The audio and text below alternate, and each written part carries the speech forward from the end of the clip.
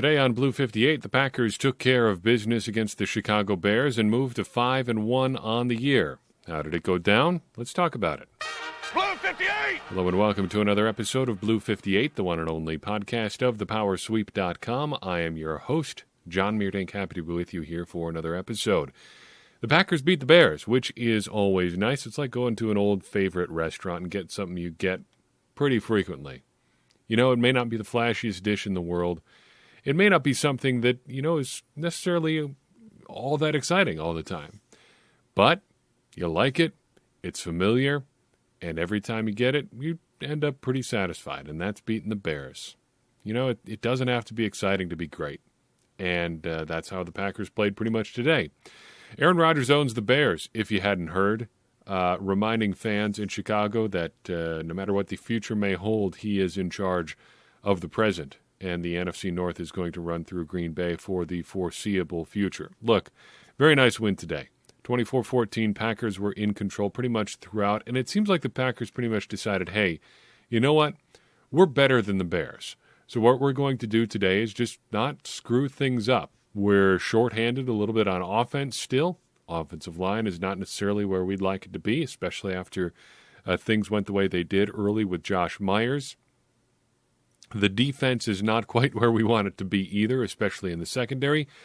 So let's just not screw this up and count on us being better in a few other areas than the Bears are. And I think that contributed a little bit to a slow start. But an overall pretty conservative game plan. Lots of short and intermediate passing, lots of Aaron Jones, lots of A.J. Dillon, lots of taking what's there, something you've got to do against a good defense, ends with the Packers' victory. If you want to spin this a different way, you could call this their ongoing get-well strategy. We've talked about the Packers being in a position where they're playing basically get-well games for a while here. You're just trying to do what you can to win. You're not trying to impose any kind of identity, really, on whoever you're beating. You're not trying to be even the best version of yourself. Something we talked about in our Patreon picks column this week. The Packers are a ways off from peaking, it feels like. You're just trying to keep getting wins however you can, and the Packers are doing just that. Now, before we dive into what went well and what didn't in this game, I feel like we've got to talk a little bit about why the Packers won. And I think a big reason why the Packers won was because, well, call it the Ben Roethlisberger outcome. Rewinding a couple weeks, the Packers beat the Steelers in part because Ben Roethlisberger was bad. The Packers didn't play particularly well against the Steelers, and I kind of get the sense that if the Steelers went into that game with like a league average quarterback, might have been a different outcome. Roethlisberger missed a few throws there in that game that really could have turned the tide there. That's kind of how things shook out today. The Packers beat the Bears in part because rookie quarterback Justin Fields looked like a rookie quarterback. 16 of 27 for 174 yards, a touchdown, and an interception. That interception comes with a little bit of an asterisk. If Bears fans want to say that the offsides situation there, the free play, should have gotten a second look or should have been called correctly in the first place or what have you, I am not in disagreement there.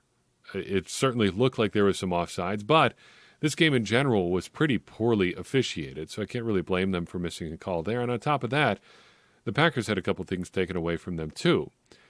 It just seems like the Bears were really held back by Fields in this game. Or maybe the Bears were holding Fields back.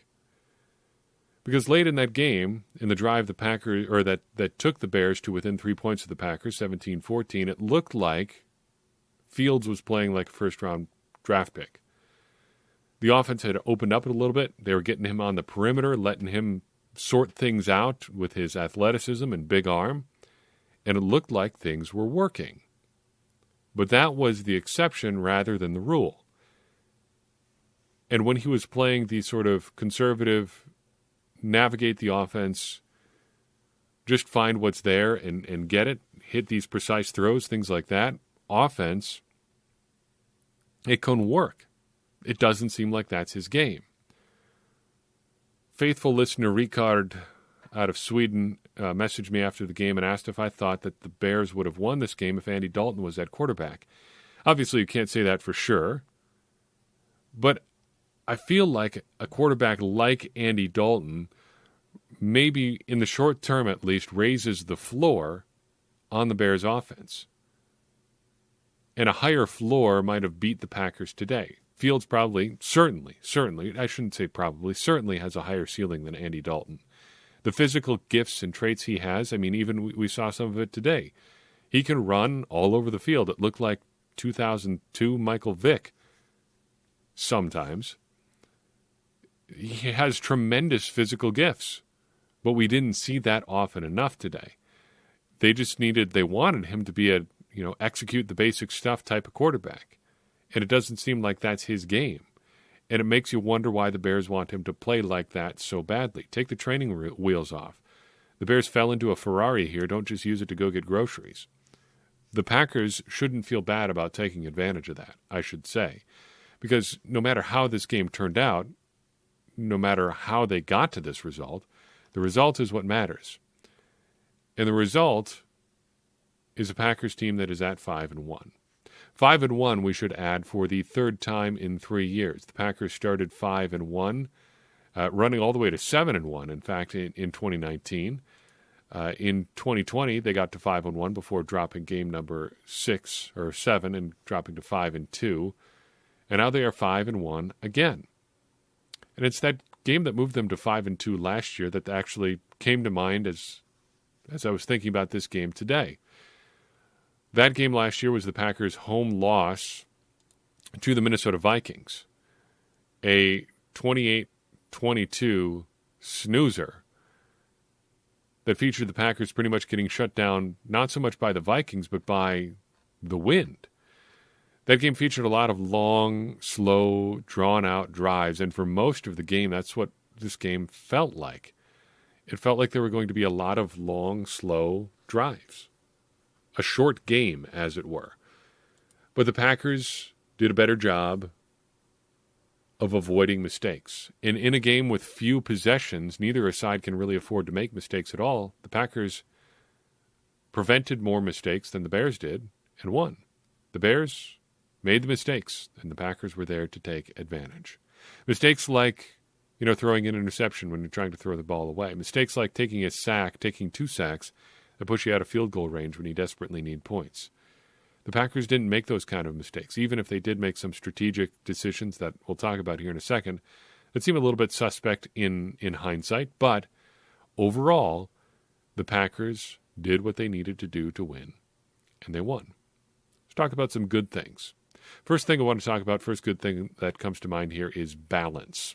Now, I think balance is overrated as a concept in offensive strategery in general.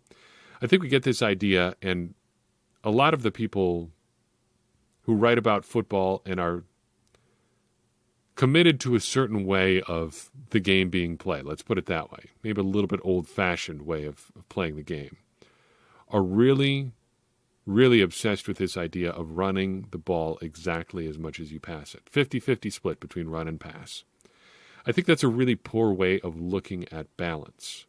To me, your offense is balanced not when you can run the same amount of runs as passes, but when you can do them equally well and deploy them successfully in the appropriate situations. And to me, the offense today was very balanced. They passed and passed well when the opportunities were there. There's a stat going around from the NFL's advanced analytics department about Aaron Rodgers completing every pass that he threw that traveled fewer than 10 yards in the air. That's taking what's there. That's passing well with what's available. You got a lot of timely catches from guys like Allen Lazard and Mercedes Lewis, guys that are not necessarily primary options in this offense, but need to be counted upon when the ball comes their way. You got Davante Adams being Davante Adams. And the Packers were, on top of all this passing success, successful when they ran the ball, which was pretty frequently. They even did things like use A.J. Dillon in short yardage situations. They even did things like having Aaron Rodgers run a quarterback sneak on 4th and 1. A quarterback sneak. A rare sight for years. But there are the Packers running it in their own territory, no less, and Aaron Rodgers picking up the first down easily. Balanced offense. Solid situational play calling. Gotta love it. Flipping over to the defensive side of the ball, I think something that happened really well there was consistent pressure on Justin Fields.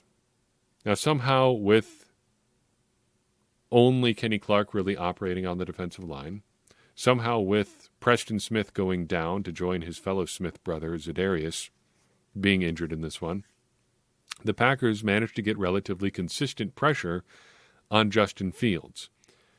Going to use a scout term here that you see a lot in scouting reports of quarterbacks leading up to draft season. But when they talk about guys getting moved off their spot, I think basically what they're talking about is what we saw with Justin Fields today. That term talks about how a quarterback can be affected by the pass rush pretty much by field. So if you're sitting back there in the pocket and suddenly you start sensing pressure and move out of the pocket, you lose quite a bit of the benefits that come obviously from being in the pocket. First, you're not reading the offense from its designed kind of waypoint.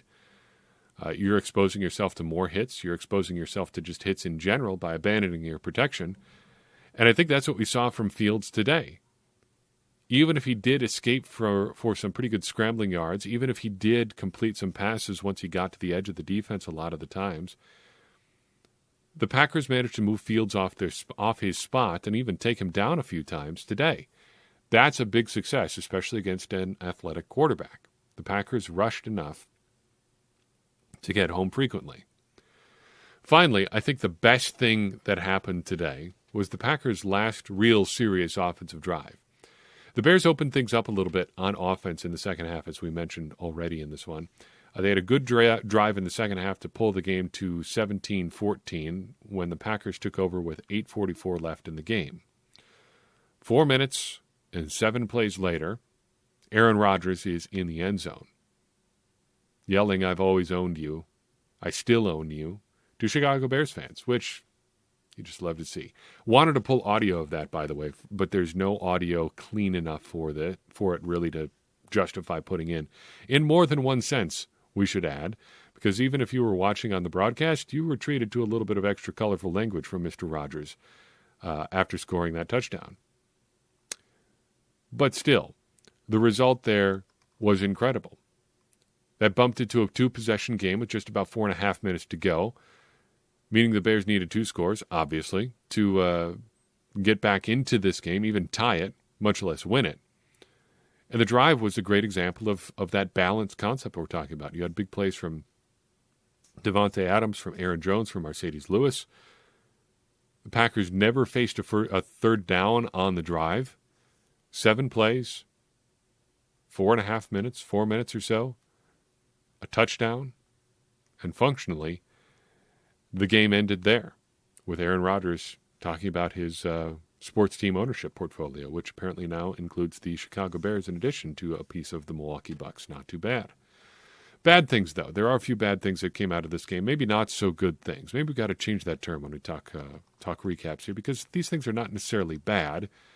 Suboptimal things? Sure, let's go with that. Josh Myers getting hurt is certainly suboptimal. Doesn't sound like the end of the world, but it's going to be uncomfortable having him gone for any amount of time. With Elton Jenkins back, you might want to start thinking about him seriously at center. It's good that you have him at left tackle, I think, all things considered. If everybody else is healthy, sure, put him at left tackle. But if you've got Josh Nijman and you need someone to stabilize the center of the line, either at guard or at center, why not put Jenkins at center and see what happens? He is probably the best center the Packers have on the roster, even if Myers is pretty darn good, has been pretty darn good as a rookie. Put Jenkins there and just don't think about it.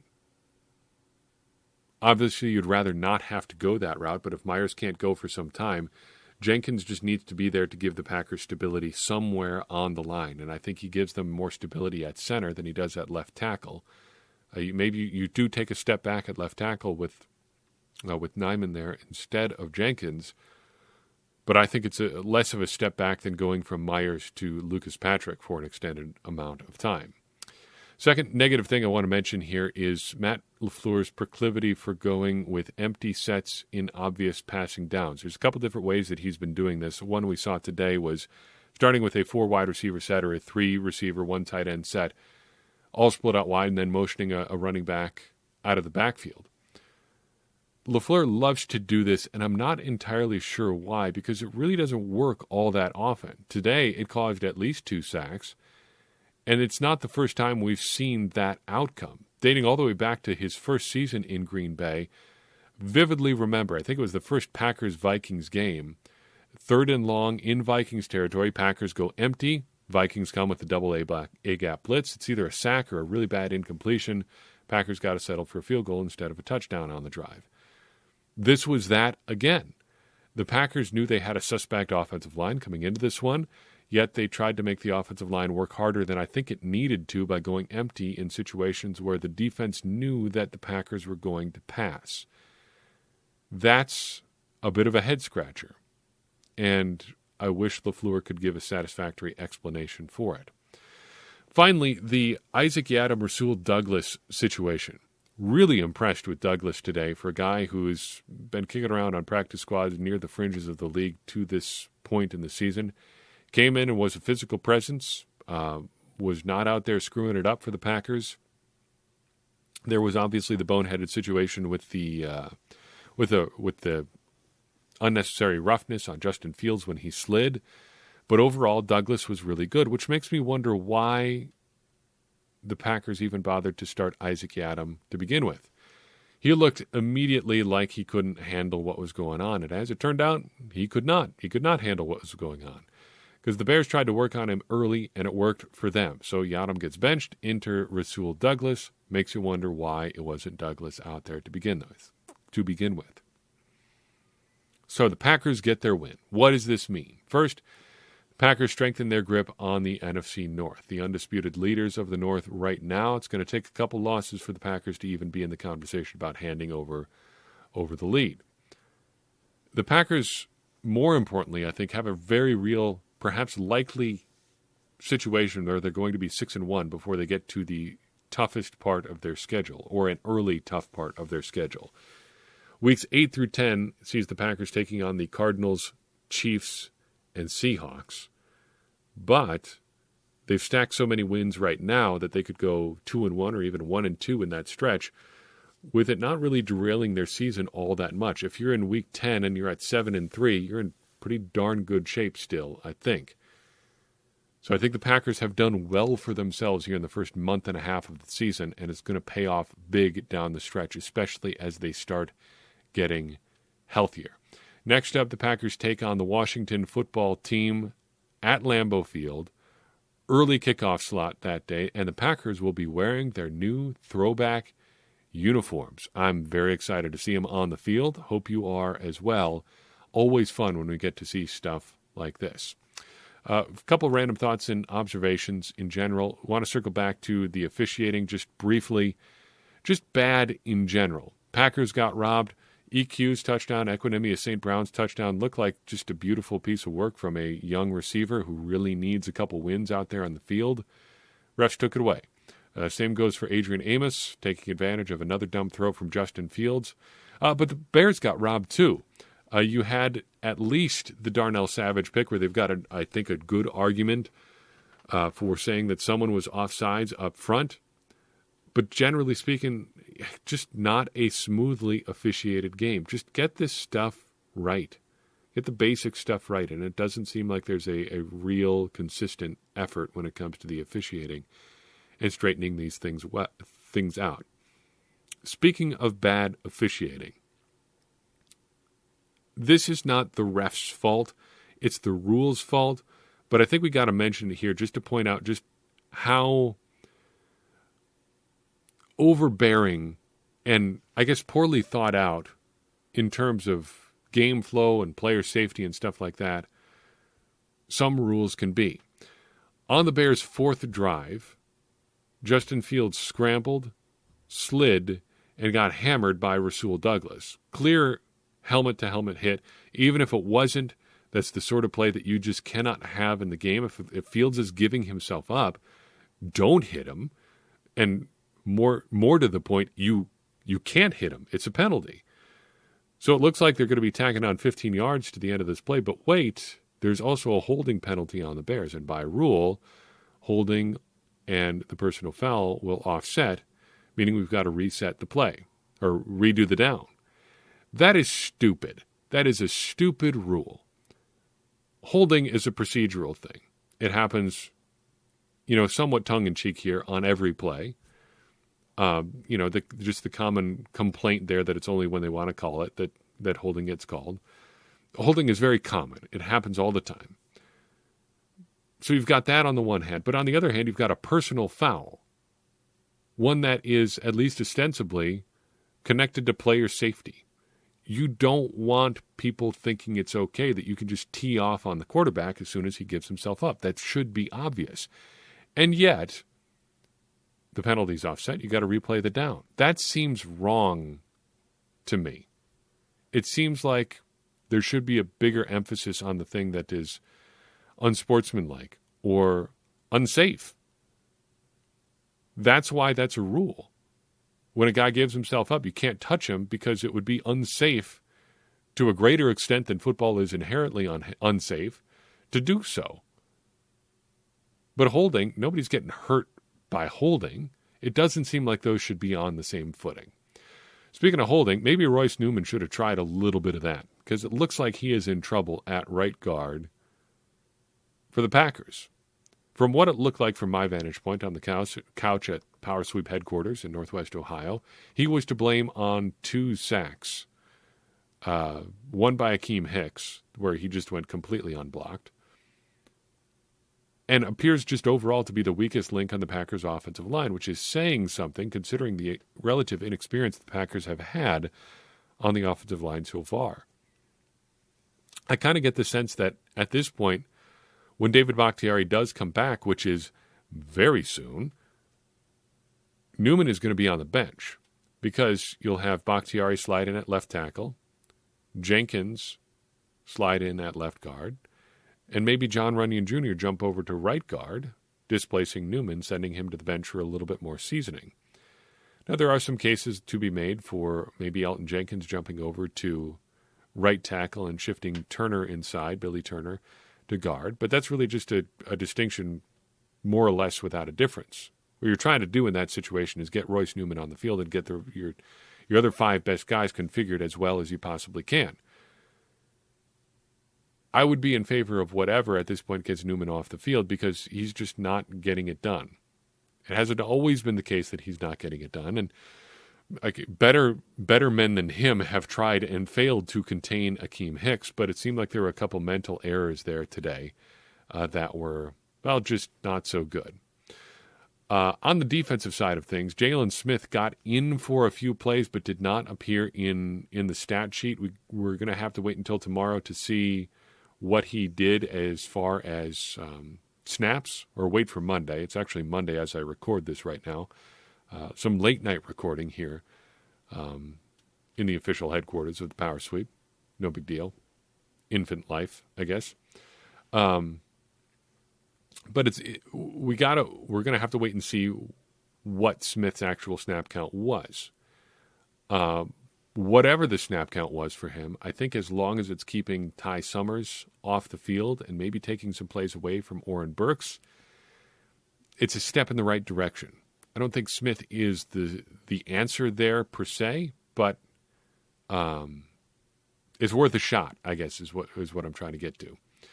Finally, in a bit of a switch, the Packers got explosive plays more frequently from their run game today.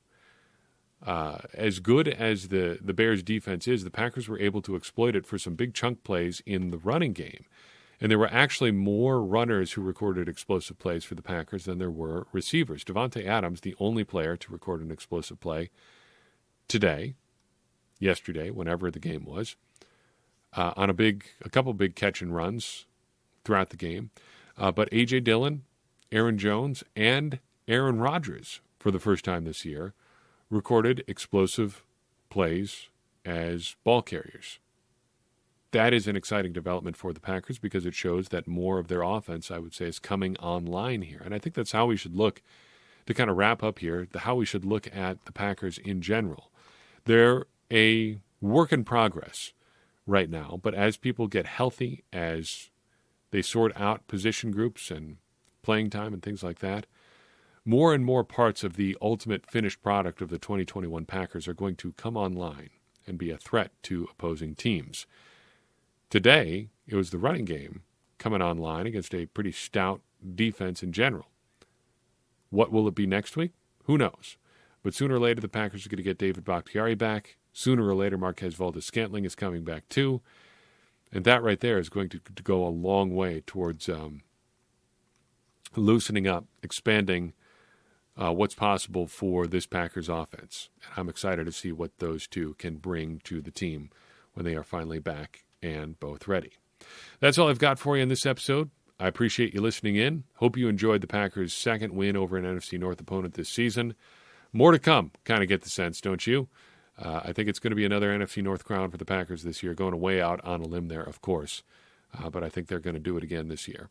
If you enjoyed this episode, I would really appreciate it if you would go ahead and share it with someone you think would enjoy it as well. It's going to help more people find the show and get more people involved in this conversation that you, I, and everybody else are having about the Green Bay Packers. And by getting more people involved, we'll all be smarter about all of this, including me. And as I always say, smarter Packers fans are better Packers fans. And better Packers fans are what we all want to be. Hope you had a great weekend. I'm John Meerdink. We'll see you next time on Blue 58.